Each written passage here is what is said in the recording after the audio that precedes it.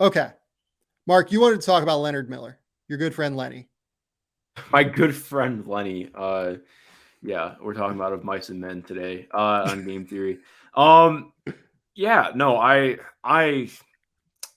just did like recently a deep dive on Ignite, and I came away feeling like I'd watched quite a few games early on in the year. I'd watched Leonard last year, but I came away just feeling like pretty positive about Leonard, especially in a draft where the back end of the first round feels a little bit uncertain this year. There's a lot of ability for guys to kind of rise up and become interesting in that range. And for me, Leonard, I think Leonard's closer to a top 20 guy than being like almost out of the first round guy for me now with how the year's gone, and what his years looked like. I think this was a big step up in competition for him to go to Ignite from where he was playing this last season. He kind of just burst onto everybody's radar very towards the end of the cycle last year. Um, and he's just become a very pleasant player for me to watch because there just aren't players like Leonard Miller in the way that Nobody he like moves. Leonard Miller. Yeah, the way that he moves is just funky. Like you don't see guys who are 6'10", 6'11" that move like Leonard Miller does.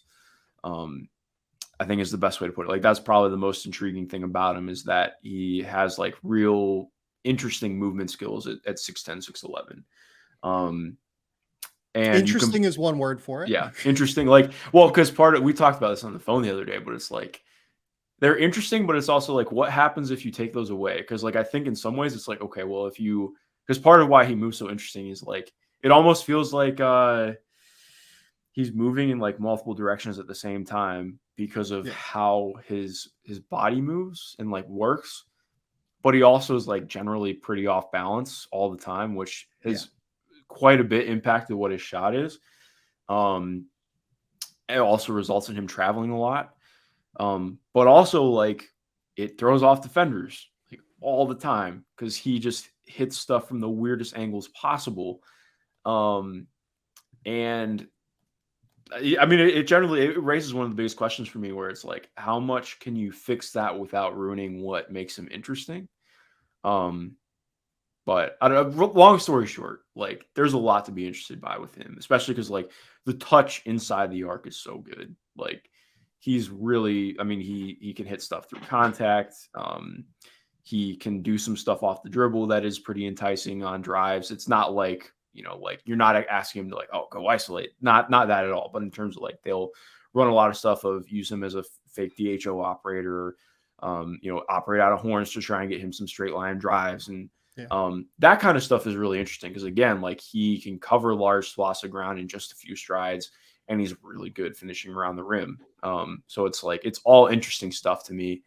Because again, just having players that big who are not negative movers that could become something. Sorry, what were you? Well, in terms of like he has mobility, I should say. Yeah, that's a good way to put it. Yeah. But yeah, I know you and I have. I'm interested to see where you're at because there's always some fun stuff to talk about with him. I'm very interested in Leonard Miller. I was someone who had him right around 35, 40, 28 last year, and that's about where I have him this year. Like I am. Let me say what I'm positive on first, because we do like to generally be a little bit more positive on this show. That's correct. The thing that worried me with Leonard Miller last year was just like he had the ball in his hands all the time, and I didn't really see like a true offensive creator coming out of like the Ontario Scholastic League, right? Mm-hmm. And in the combine, like he just had no idea what he was doing, right? It just seemed like a guy that did not have a lot of high-level basketball experience. And oh, by the way, he's a guy that didn't have a lot of high-level basketball experience entering that, right? Because he is someone that played no high-level AAU basketball because I think he got hurt the year he was at Wasatch Academy and then went back to Canada and then had like the growth spurt as well. He had the late growth spurt that saw him go from I think like 6'5", 6'6", all the way up to 6'10". So a very, very different trajectory and a very, very different player than what he'd always been, right? And these late bloomers, late growth spurt guys are always really interesting to me on some level, because I think that they tend to have different developmental tracks in terms of aging curves than other players. The thing that I love about what he's done this year is he's embraced being 6'10". He's embraced like all of the dirty work stuff. He is someone that is happy to sit in the dunker spot and just wait for a dump off now. He's someone that's happy to like, attack the offensive glass when someone drives and misses a layup. The fact that he's learning how to use his frame and like physicality a little bit better is the stuff that's really important to me, because I think there was always just like that glue that is missing from his game. That's a way that like just being 6'10" and being a guy that's a 7'2" wingspan, 9-foot standing reach, getting downhill, attacking the offensive glass, like doing things that just being an athlete at that size and having weird coordination is maybe the way to put it. Maybe not always on balance, but having skills is a way to take advantage of those abilities, and just playing hard all the time is something that's really valuable. I love that he's embraced doing that for this team. That's what I've been most impressed with him with the Ignite. I still don't know what the role is in the NBA is what my concern is.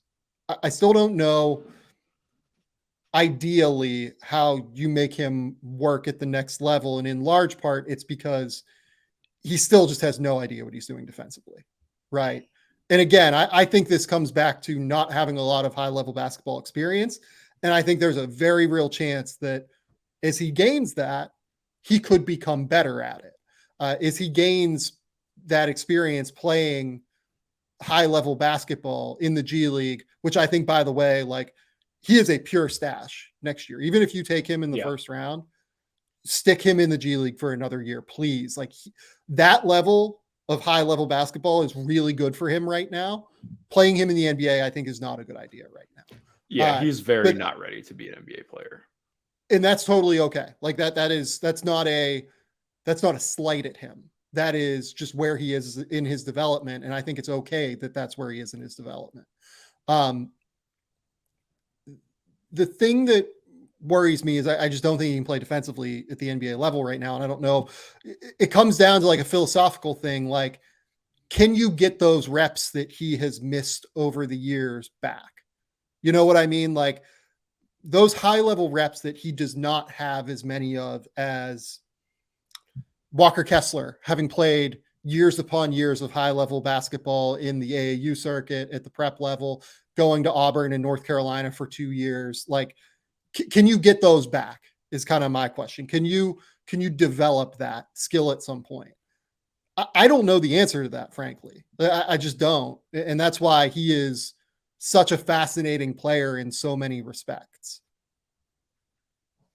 Yeah, I think, and maybe this is me being too fair with him, or not fair is the wrong word, maybe being too lenient with him. But I think, like, just in fairness, I don't know if any of the prospects on G League Ignite, other than Scoot, have an idea of what they're doing defensively right now.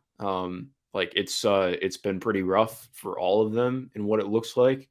Like again, like there are flashes and stuff, but I think overall scheme is like it feels like Mika is like yelling at 2 or 3 guys every possession for a blow up. But I agree. Like I think he really needs the reps to continue growing on that end. But I do think like there's real intrigue in a guy who could maybe, if a team really believes in his shot coming around and being able to work on it and rep it out, like even if he just becomes like a moderate volume, decent shooter, like I think there's always I have no faith in him becoming a movement shooter whatsoever. Like neither do I. Yeah. Do you have faith in him even? So here's the thing. There is real touch there, like undeniably. Like you talked about it in terms of the paint. I think he has like displays real touch, even like out to 15 feet, even like the mechanics from 3-point line are like what in like script writing terms is like a page 1 rewrite. He has to completely change those, I think, to become an effective 3-point shooter. Like he brings it up too far from the middle. He has like too much offhand interaction. I don't really love the shot prep. Like I think that across the board, he has to rewrite those mechanics. Yeah. And that's scary, I think, for teams. Yeah. So maybe I'm too optimistic with it, but I think to me that's less scary just because I think like it part of what's exciting about that to me is with what the rest of his game is, if you can like if if you can just unlock even a little bit with the shot, I think you get a really interesting player. Like I think there's going to be real bear. Like I wouldn't say I'm out on him becoming like a guy who can start games in the future, but like part of why there's such a hindrance to it is what the shot is right now. Like we're talking about like a guy who currently has probably a worse shot trajectory than like Herb Jones did, and that's a lot, man. Like Herb has put in a shit ton of work to make his shot better, and it's still a work in progress. That's right. And you see like what that can do for somebody, but at the same time, like that's what adds in stuff like, okay, well, what is that defensive development continue to look like? And exactly like you talked about, like having a guy who is such a late bloomer in his development is what makes it interesting. Because like, what does that look like when he's able to get more G League development instead of having gone the college route? And like I think that could, even if things like really don't go right with the shot, or it just goes a lot. It's more of an average shot development than anything. Like I think you still get a potentially very interesting rotation forward, which to me, like that's just interesting. Like this goes back to what my question was, right? What is the role that like what does the role look like? Because you're talking about like skills, right? But like what that's a little bit different than the role.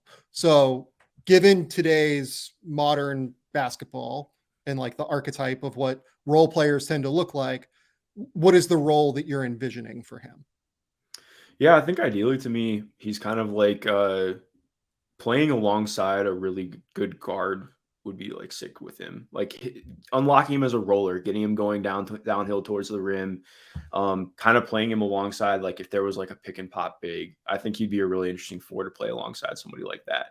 Like obviously he's not Jared Vanderbilt, but I think trying to do some of the same stuff that the Wolves and Jazz had done previously with unlocking what Vanderbilt's become. And he has better touch inside the arc than Vanderbilt does, which is what makes it all the more exciting. Like if you can unlock some of the handle stuff by getting interesting with him in some of those ways, that could be cool. How would you rate Leonard's feel? Because like Jared Vanderbilt has like real feel on defense and like real, like he also plays with a motor that just like does not quit. Yeah. Like there's a difference between Leonard like having improved in that regard and like attacking and being willing to do that, and Jared Vanderbilt having like the best motor in his draft class. You know what I mean? Yeah. Yeah. And again, like it's not that cut and dry. Like I think because again, the idea too, like he has a better shot potential than what Jared did, which helps. Yeah, but I would agree. So again, like it's not the same one-to-one, but again, more just like finding ways to get him going with line drives and anything getting somebody that big towards the rim. Because I think he's a guy who could like sneakily have a pretty large free throw rate with how long his limbs are, and just again, like if you can script some stuff, get him going downhill. But I think his feel has come along quite a bit from where it was last year. I wouldn't necessarily call it. I wouldn't call it bad. I wouldn't call it great either. I think it's something that I really need to see continue to improve, of course. Like he can I would say it's below average right now. Yeah. Like I think that there is real growth potential, and the fact that he is on like a real upward trajectory with it makes me think that he could get there. But it's below average right now. And again, different track record, different trajectory than most prospects. Like we have to acknowledge that here within this conversation. And that again is what makes him so challenging. Yeah. No, exactly. Like I do think that he's improved this year in terms of making some, and it's rudimentary stuff, but like making dump offs, making some just again, if he's going towards the rim, making some okay reads. It's not perfect. But I think like I generally trust him. If you're not asking him like, okay, create from a standstill, if it's like, okay, get the ball on the move, like I think generally he's making the right stuff happen. So it's progress. So the last thing that I'll bring up here, just like behind the scenes stuff. So he was and continues to be repped by BDA WME agency, which tends to go through P3 out in Santa Barbara for their pre-draft stuff. And then also obviously has like a substantial on-court aspect of their pre-draft stuff.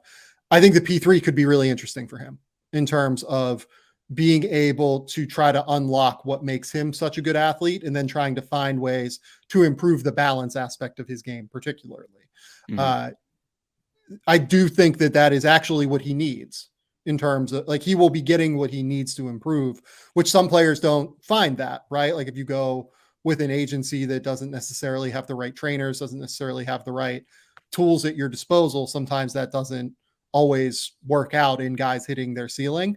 I think that this is the right agency for the right player because of that P3 aspect that I think is going to be valuable for him. Yeah, no, I think it's a good point. Especially too, like I think improving the balance is something that's really important for his defense. Because Yeah, like if he gets it's going the critical. wrong direction, it's very hard for him to get going the other way again. So I think that's going to be something big for him because he's like pretty straight up. Like I wouldn't necessarily call him stiff. Like I think no, I actually definitely wouldn't call him So stiff.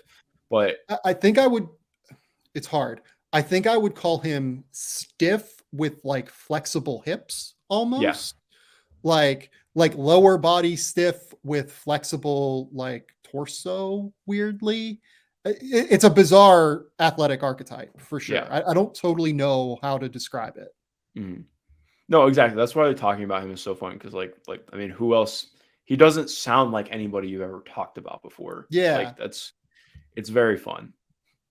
Yeah. Like all of this, by the way, is why I thought that like the top 10 talk for him, like there were people that were like talking about him as like the unequivocal sleeper in last year's draft. And Matt and I talked about him on the show last year, and we were just like, this guy is like nowhere near ready.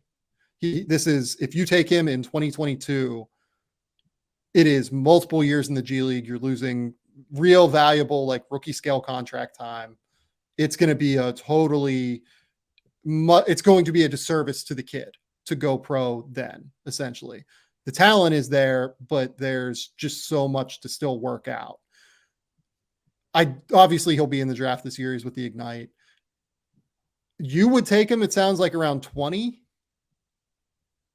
Yeah, yeah. I would be comfortable Okay. with that. Yeah. Yeah. I'm not super decided yet. He's one that is very difficult, and I think he is like a real swing guy. I also think that like, people are talking about the production in the G League with him. He's averaging like 16 points and 8 rebounds. He is someone that is so athletic and just like gifted that he can walk into that number in the G League just with how up and down it's played and like the style of gameplay. So the numbers are a little bit, I don't know that I would read too much into the numbers, I guess is my point with Leonard, but I'm certainly not out on Leonard Miller. I am very, very intrigued by what he can be long term. It's better than what we talked about before the before the G League season. I know when we talked about him before the G League season, I think that was off air, but yeah, we were I yeah. was pretty, yeah, I don't know that I've ever been out. I guess that like I've just been very hesitant.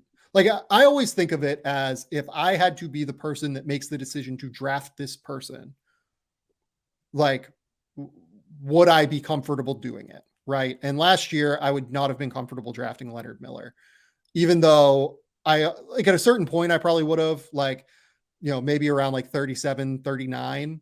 Mhm. But I don't think he should have stayed in the draft to be a second round pick. And I don't think that like he should have, like, I think it was an unrealistic scenario basically for where I would have drafted him versus where he needed to be drafted in order to stay in the draft. Or if he got that, where someone would have been likely to draft him. Yeah. You know what I mean? No, I get what you're saying. This year, look, I would venture that someone will probably be higher on him than me in the draft. Like I would venture there's a GM out there that is higher on him. Portland stands out as an organization that loves these big 6'9" potential ball skills players like Trendon Watford, Greg Brown, Jabari Walker. You can go down the list, right? They under Joe Cronin, they tend to like really like these guys since he's been involved in the front office. So I would venture someone will be higher on him than me, which tends to mean that I wouldn't end up being the person that takes Leonard Miller. But I'm much more intrigued than what I was because I think there is just a lot more glue to his game now that could allow him to be like a real like player in the NBA.